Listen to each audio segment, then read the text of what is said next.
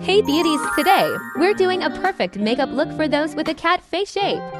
When we say cat face, we're talking about more defined cheekbones, a smaller chin, and slightly almond-shaped eyes. If this sounds like you, then this tutorial is just what you need.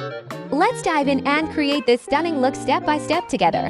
Let's get started. First, we're going to even out the skin with a light BB cream. It gives a natural finish without being too heavy. After that, we'll apply concealer under the eyes and on any areas that need a bit of brightening. Focus on the under eye area and around the nose to achieve a fresh, awake look. Now it's time to define those features. For cat face shapes, contouring is super important.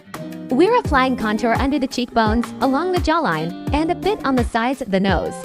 This step will give your face more structure and a sharper, more sculpted appearance. Now let's add some color. Apply a soft pink blush on the apples of your cheeks and blend it upwards along the cheekbones. This gives a fresh and healthy look without overdoing it. Next, we'll set everything with a light layer of powder. Focus on the T-zone and other areas that tend to get oily. This step ensures that your makeup stays in place all day. Now let's make those eyes pop. Start by applying a creamy eyeshadow all over the lids. Then use a liquid or gel eyeliner to create a sharp cat eye wing. This step will enhance the almond shape of your eyes. Finish off with mascara to give your lash extra volume. For the lips, we're keeping it simple yet chic. Line your lips with a soft brown lip liner, then fill them in with a shiny gloss. This will give your lips a fuller, more defined look. As the final step, lock in the makeup with a setting spray.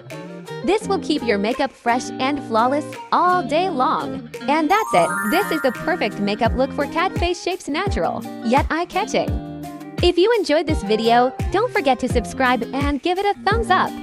Drop any questions in the comments, and I'll see you in the next one with more makeup tips. Stay beautiful.